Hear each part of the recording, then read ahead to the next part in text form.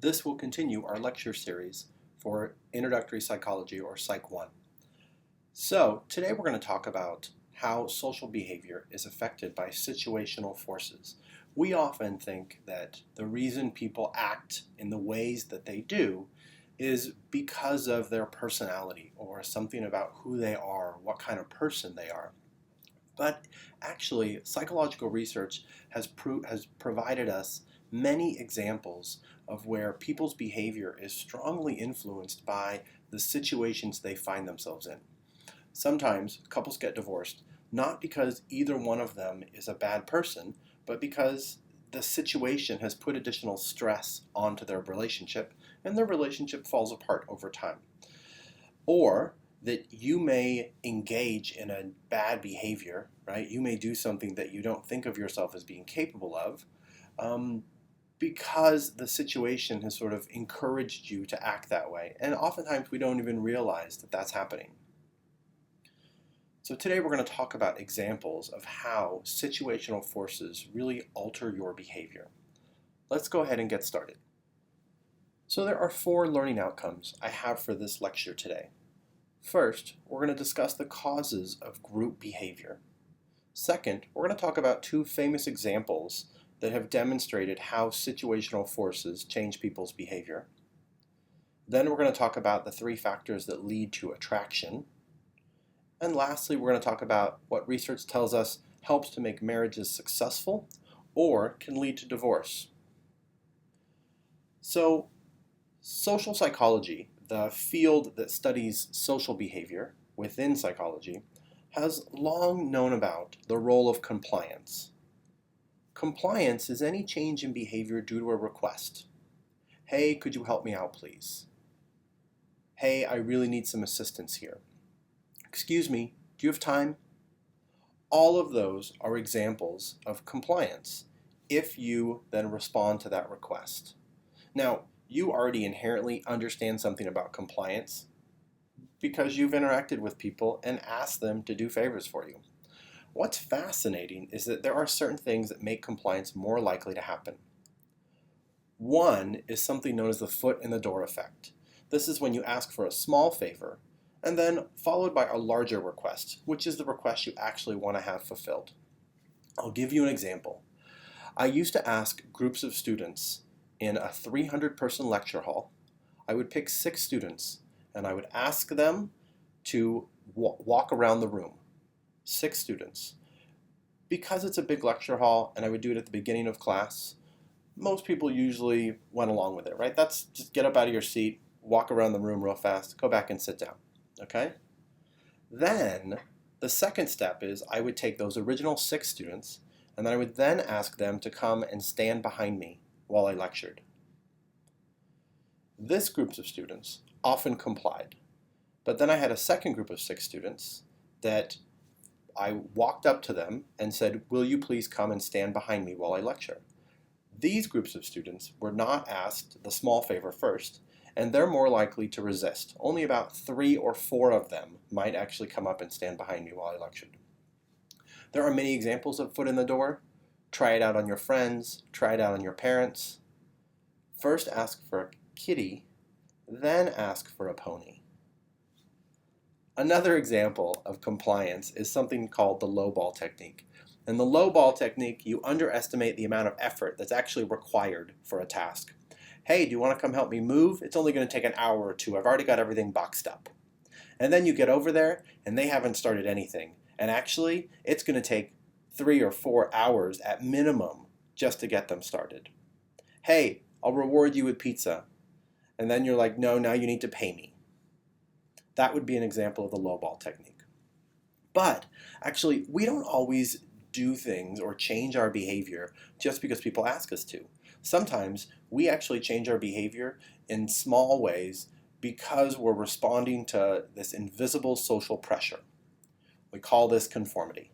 Conformity is when you change your attitude or your behavior to try to fit into the norms of a group.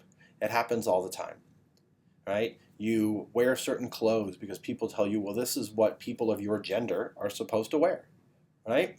There are multiple examples of young boys and young men trying to wear dresses to high school proms and not being allowed.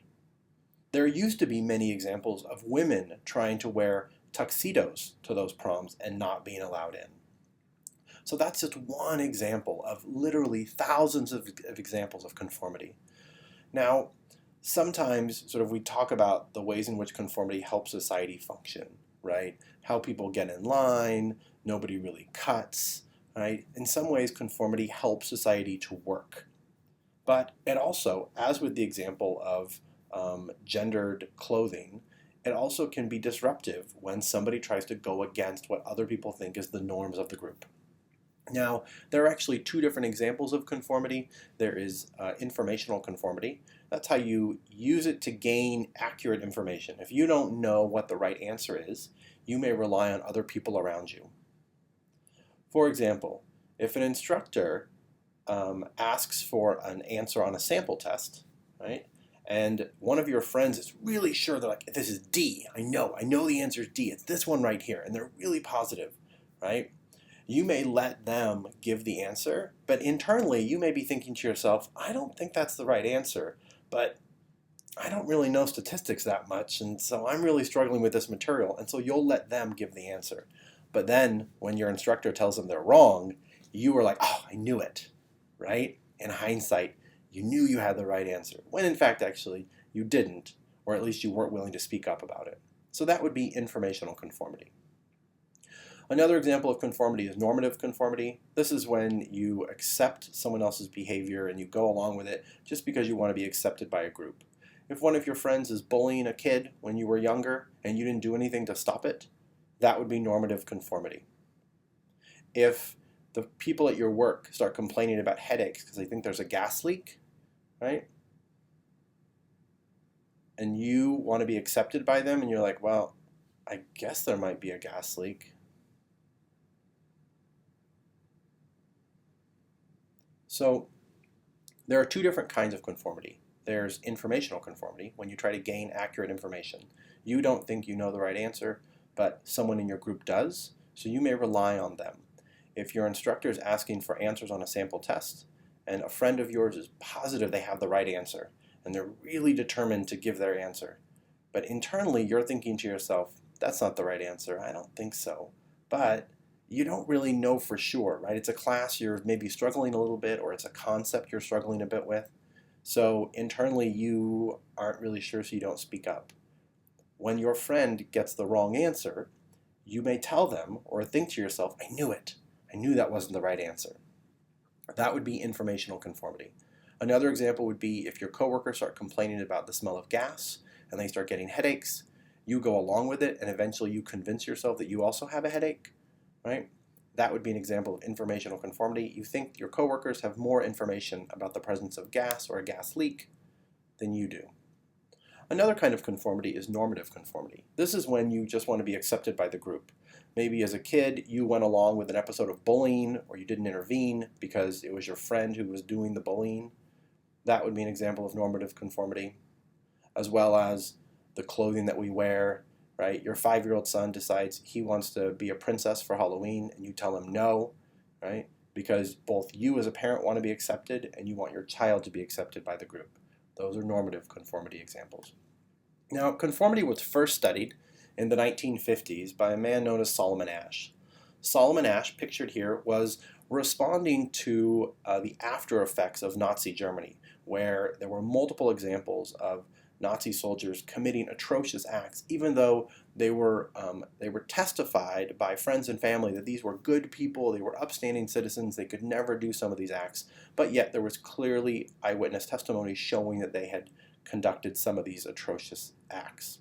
So Solomon Asch believed, in fact, that maybe part of the reason that some of these soldiers, who were otherwise good people, did these things is because they were sort of going along or conforming with the group, right? They were doing what everyone around them was doing as part of the military, or many individuals were doing as part of the military. To research this, Solomon Asch developed an ingenious experiment that he said was about visual perception. Okay? What he did was he asked participants to compare a single line written on a card to a set of 3 lines and to match it up. Which line which of these three matches with this line here? So then he would run you through a few trials comparing it. It's a pretty easy task. Most people get it right when they're by themselves. But then he would bring you in with a group of 4 other confederates, people who were actually in on the experiment. And these 4 confederates would give purposely wrong answers. Now, you're the last person in line. The 4 people before you all gave the wrong answer. What do? Well, Solomon Asch found that people tended to conform at least some of the time. That in his study, 35% of his participants repeatedly gave the incorrect answer. Even though they would tell themselves, I know that's not right, they would say things to themselves like, I don't want to embarrass that person by telling them they're wrong. So they would go along with the group and they would give the wrong answer. And in fact, 75% of his participants conformed at least once. So 3 out of every 4 of his participants at least went along with the group once. We know that conformity is powerful, even in cultures like the United States where people feel like they're independent and they do their own thing. We really don't, right? We go along with the group. Now, Solomon Asch's work and work by others has shown us that in fact you can increase conformity by increasing the difficulty of the task. If you make the difference between the lines smaller, so they look like they're more similar, people are more likely to conform. We also know that if any one of those 4 confederates dissents, if they all go their own way and somebody says, no, I'm going to give a different answer. It doesn't even have to be the right answer. It just has to be a different answer. That also abolishes conformity. And we'll see that those single dissenters are important in other kinds of social obedience. Lastly, we also know that there are some cultural differences in results. So a collectivistic culture are cultures that focus on blending in and getting along. East Asian cultures, cultures in Israel, as well as in some other countries, show this sense of getting along, sacrificing for your family, right? Doing what's right by the group of people you're with. Not surprisingly, collectivistic cultures show slightly higher rates of conformity. In the Solomon Asch version of the experiment we just talked about, 91% of participants in Japan go along at least once, right? So a little bit higher than in the United States. Now, countries like the United States, Western Europe, Australia, New Zealand, those are called individualistic cultures. In an individualistic culture, you focus on individual success, getting ahead, right? That very much kind of describes a lot of how American cultural experiences tend to happen. But again, even in that individualistic culture, remember, 75% of people are conforming at least once. Now, conformity can't possibly explain all of the atrocities that happened in Nazi Germany during World War II. It wasn't just that soldiers were going along with the group, blindly following an unspoken order. In fact, actually, they were receiving direct orders. Right? Obedience is compliance with any order to perform some task. And we recognize that there are many social groups that use obedience. And in fact, we wouldn't be able to function if not for obedience. Can you imagine what a traditional classroom would be like if students didn't obey, if they didn't sit quietly, if they didn't wait for the teacher to ask questions or to start lecturing or to give out assignments, if everyone was just doing their own thing? Obedience is at some level necessary for society to function, but it also has a dark side. So Stanley Milgram was a student of Solomon Asch, and Stanley Milgram believed that in fact obedience was more important in determining some of the actions that happened in World War II. So Stanley Milgram designed one of the most famous or infamous studies, partially famous because of it breached some ethical barriers in psychology, but also because of what it showed us about human behavior. In this experiment, participants, they were 40 middle-aged Caucasian men who were living in the New Haven area in Connecticut. These individuals were paid a small amount of money to participate in the study. They believed it was a study about learning and memory, that they were either going to be giving or receiving shock in a study because they were told that psychological research has shown that shock actually improves memory, right, when you get punishment for making mistakes. So, in fact, the experiment was rigged. The participants would always be the teachers. They were always going to be the people giving shock to another participant, but in fact that participant receiving the shock was in on the experiment. They were a confederate. So you can see here in the picture, the guy with the glasses and the tie here, he is the confederate. So he's being strapped in to a electric generator, okay, in a silent room, in a small room that he'll be in by himself. So the teacher, the actual participant, sees this person get strapped into the chair where they're going to receive shock every time they make a mistake on these word pair associations. The experimenters here and here are strapping down the electrodes. Then the door is closed, everyone leaves that room except for the person who's going to be receiving shock. The teacher is actually going to use this shock board, and it goes up in 15-volt increments from 15 volts to 450 volts every time the person who's receiving the shock, the student, is going to make a mistake. And in fact, as I told you, this is all a setup. The student here who's strapped into the chair actually pulls himself out of the electrodes right after the door closed, and they give purposely wrong answers because this experiment is really trying to see if someone in a lab coat stands behind you and tells you that the experiment must continue, would you actually continue to shock someone even when you hear them scream or yell or bang on the wall and say, I can't do this? Would you continue to shock them even after they've stopped responding, making it seem like they've fallen unconscious or maybe even died? So Stanley Milgram asked a group of senior students to predict how likely people would go all the way to the top of the shockboard, to 450 volts. These senior college students predicted that only 2%, only a few sociopaths, would actually go all the way. But the results of this study are very different. In fact, Milgram found that 65% of his participants would give potentially lethal shock. And now they didn't like it, right? They were stressed, they were miserable, they wanted to leave, they tried to leave multiple times. Some participants did stop somewhere between 130 and 165 volts. But most participants actually go all the way to the top. And once they go past about 150 or 180 volts, they basically keep going almost all the way to the top. So it's interesting in this experiment that people who are adults in reasonable positions of power, basically because they're listening to someone in a lab coat at a university, they do something that probably would normally go against their character. This again highlights that sometimes good people do bad things, not because of their personality, but because of the situation they find themselves in. Think about how this was structured. You have somebody in a lab coat from Yale making it seem like this is a scientific study that's worth something. And so these individuals, these guys, go along with it because they give that person they give over control. And often what they would say while giving shock is they would say, look, this isn't my fault. Like, this is on you, right? It's on the university. You guys are the scientists. You know what's happening. So they basically turn over control of this act to someone else. In addition, Stanley Milgram made this easier because he set this up as sort of a foot in the door technique. You start at 15 volts. Participants even actually got to feel what 15 volts was like, and 15 volts is not a lot. So it doesn't feel bad. And once you get them on that initial 15 volt kick, it's easy to get them to keep going because then it's just another 15, another 15. Oh, it's only 45 volts. That's not bad. Oh, it's just another one. Until eventually, right, they basically end up at 450 volts or 330 volts, doing something that probably you wouldn't ever convince them to start there. You couldn't say, hey, will you give this person 450 volts? But you can convince them if you structure the environment in such a way. One of the things that we've learned because of follow-ups of the Stanley Milgram studies is that you actually can reduce obedience when you get contact with the person.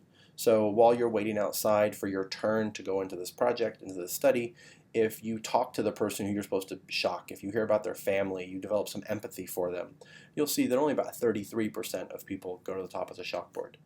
Think about that as only a third of you would shock your friend to death because they're your friend.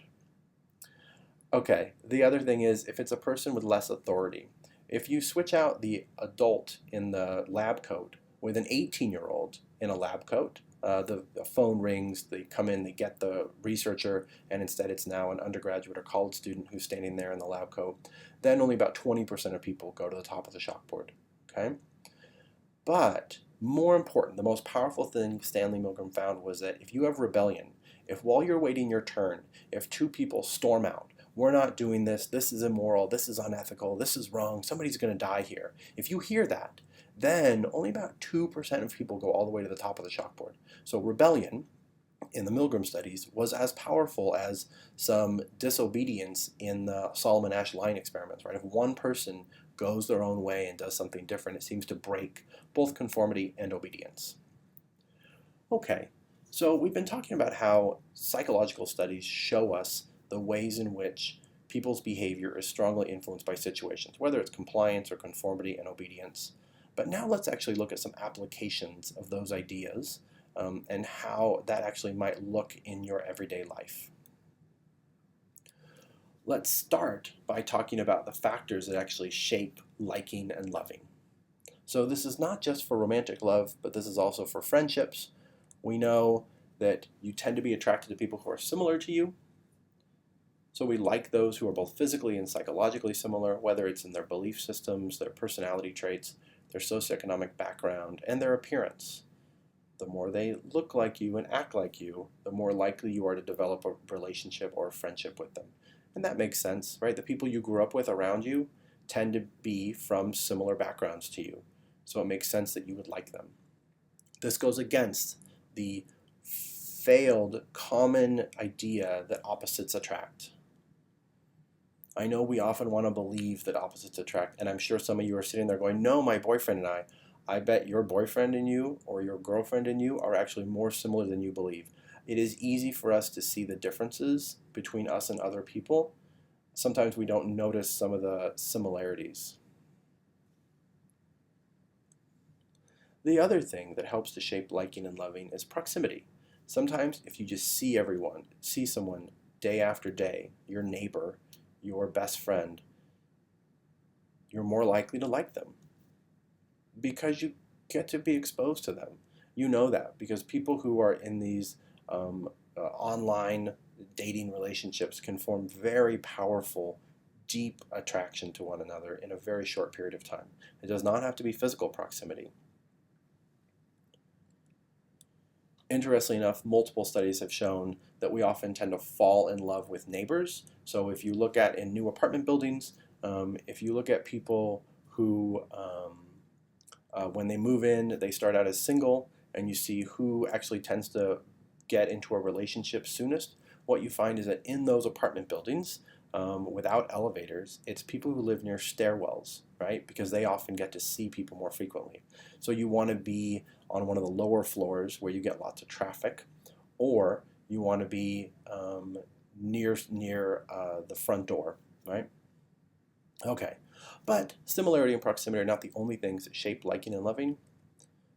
We are somewhat superficial, and that physical attraction does matter, right? We tend to like faces that are symmetrical, right? That they're similar in the right and left halves. You may have seen the TLC show about physical attractiveness and how symmetry really matters.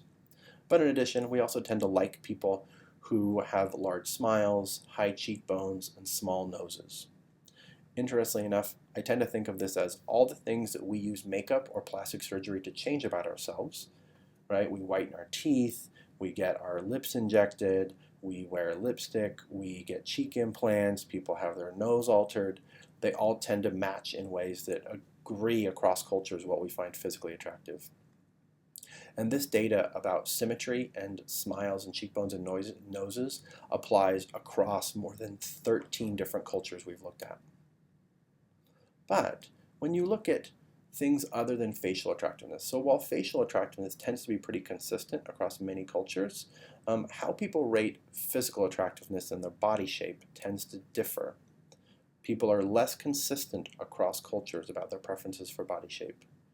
So cultures that have high food availability, like here in the US, we tend to prefer smaller body mass. People tend to rate smaller bodies as being more attractive. And cultures that have low food availability suggest that they prefer larger body mass. So these are the things that get you into a relationship or get you interested in someone, but what are the things that actually keep you together long term? Now, we often think that it's fighting or arguing, infidelity that predicts divorce. That's not necessarily true. And in fact, 30 years of data now shows us, in fact, that we can predict divorce with pretty high accuracy. So John Gottman is a retired professor from the University of Washington at Seattle. He's a clinical psychologist, does a lot of work in relationships and marriage counseling. John Gottman developed techniques for accurately predicting divorce in newlywed couples. So within 15 or 20 minutes of meeting a couple, he can predict with high accuracy whether or not they're going to get divorced in the next 10 or so years. So he observes their facial expressions, how they communicate, their physiology, heart rate, blood pressure, cortisol or stress hormone levels. For about 20 or 30 minutes, they basically come into a lab that looks like a bed and breakfast, essentially. They get hooked up to video cameras and everything gets recorded. They get all their blood samples taken, heart rate measured, skin sweating or skin galvanic response. And then he follows them for the next 10 years. And when he first started this study, he didn't know what was going to predict divorce, right? But by watching these couples over 10 years and following up and saying, how are you guys doing? What's going on in your relationship? Gottman was able to identify which couples are going to stay together and which ones get divorced, and then what things they were doing in year one that might help predict some of that. Again, it was not money, it was not infidelity, it was not fighting. He found, in fact, that dissolution or divorce in a relationship was really predicted by how couples respond to those challenges that every relationship has. John Gottman called these predictors of divorce the four horsemen of the apocalypse because these were the four major factors in newlyweds in year one that predicted that they were likely to get divorced.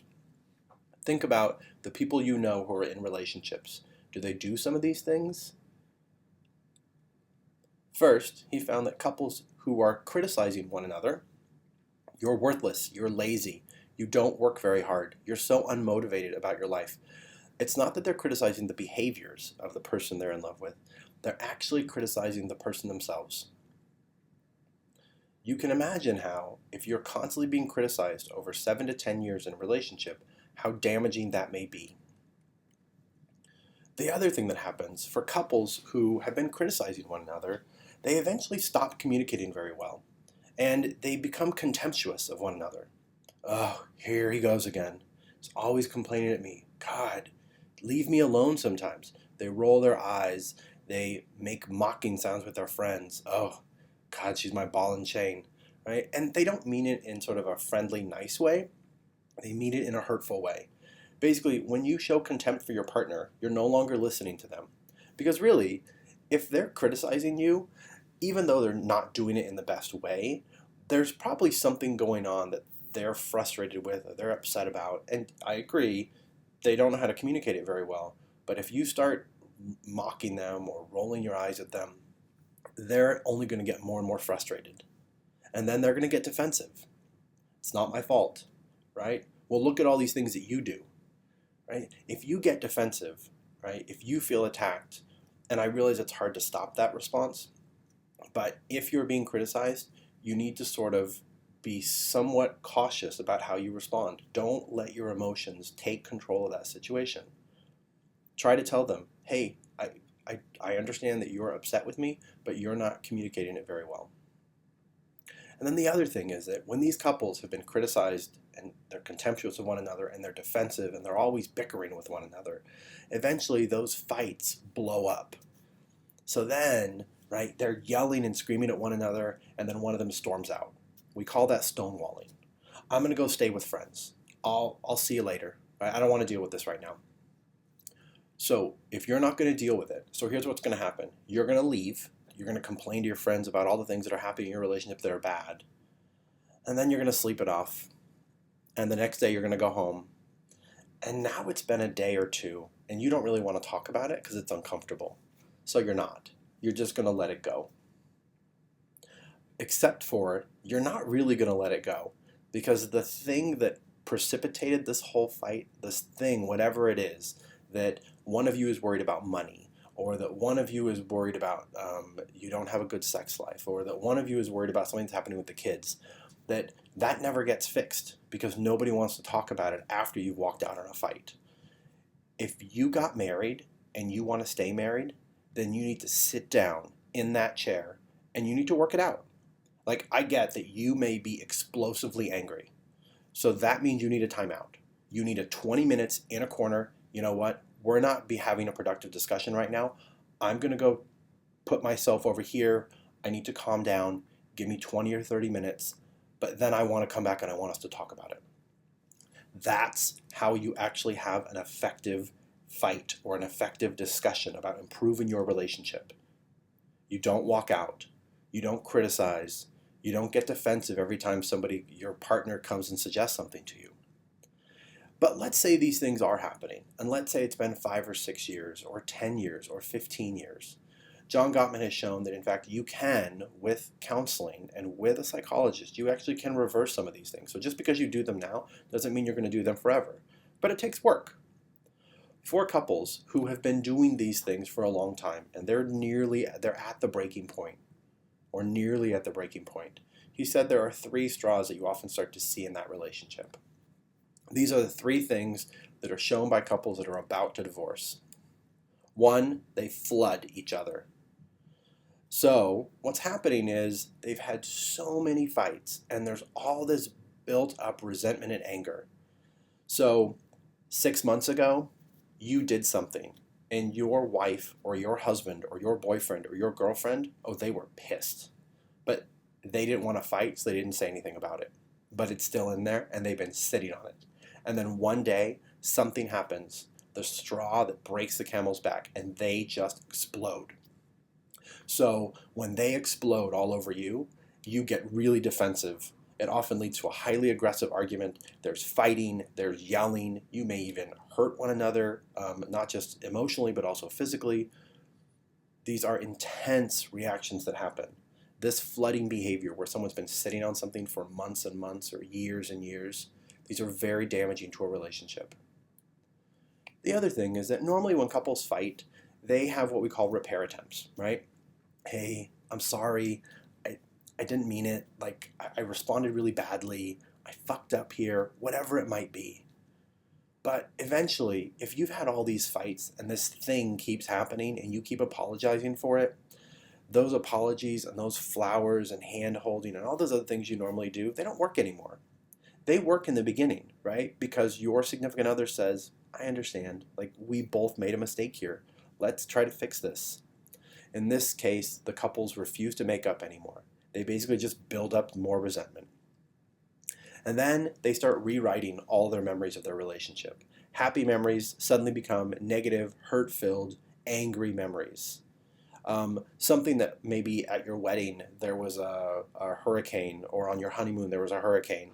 And at the time it was kind of funny and you guys kind of laughed about it and you sort of made the best of it, now becomes a sign that you should have never gotten married. Think about if you know someone who seems to have those bad memories. They're rewriting all the things about their relationship into these terrible moments. That can be reversed, but it takes time and effort.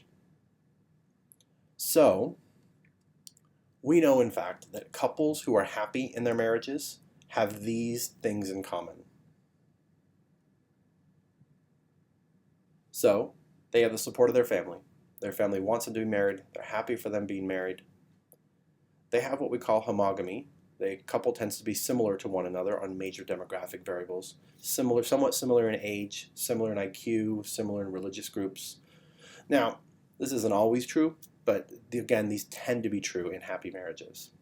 The couple got married after the age of 25. Waiting to get married is probably one of the major predictors of long, happy marriages.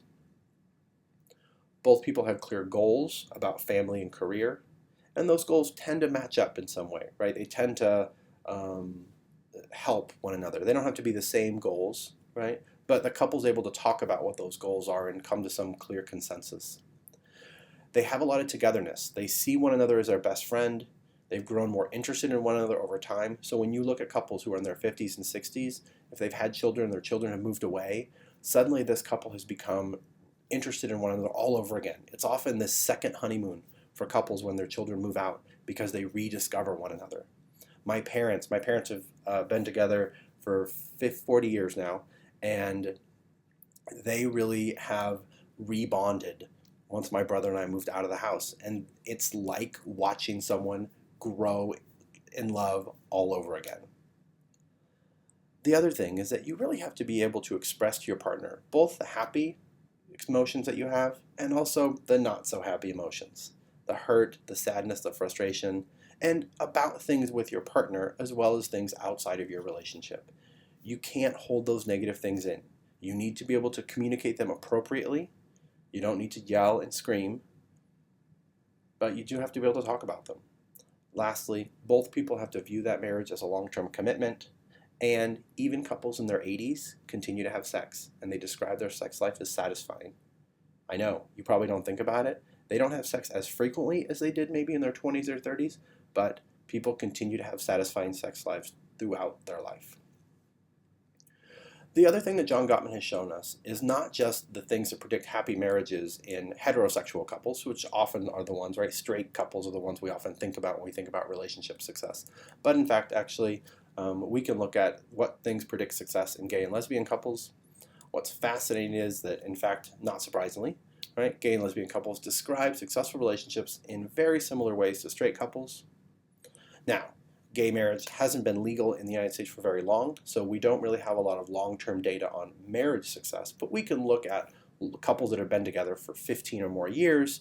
One of the things we see is that gay couples who have been together for 15 or more years tend to be more positive about the success of their relationship, right? They say, we're going to do this, we're going to stay together.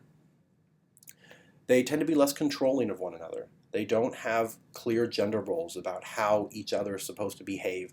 You're supposed to do the cooking. You're supposed to be the one who's out working. They don't tend to have very many of those strict gender roles. They also tend to take fights less personally. They tend to have less explosive fights and they're less hostile to one another. Now, this is not to say that couples, gay and lesbian couples who are together for less than 15 years don't do some of these negative things. They do all the same things that we were just talking about that John Gottman says predicts relationship failure. But if you're a gay or lesbian couple and you've made it to year 15, that suggests that you're able to manage all those negative behaviors and maybe you're less likely to do them. We often get lots of discussion in the news media about the effects of gay and lesbian couples having children. Is it bad for those children? There was a sociological study from the University of Texas at Austin, pretty controversial. It's since been discredited. It tended to show negative side effects, negative effects on children who had gay or lesbian parents. Follow-up studies or multiple follow-up studies have really discredited that original study, and in fact we don't see any long-term negative effects on those children, except for that children of gay and lesbian couples, of course, have to deal with the stigma from other people, right? But that's not because they have gay or lesbian parents. That's because other people don't know how to understand or be sensitive to what it's like for someone who has gay or lesbian parents. Parents, gay and lesbian parents who have children, do the best to protect their children if they talk about some of the things that may happen. Hey, you may hear your friends call mom or dad this. You may hear some of these negative terms. And then how to confront those and how do you sort of deal with some of those. I have 2 kids and I happen to be gay. It is one of those things you need to talk about with your kids because otherwise they're not going to be prepared when it does happen, when school friends or strangers even say things that they don't know how to process. That ends our lecture for today. If you have any questions, please give me an email.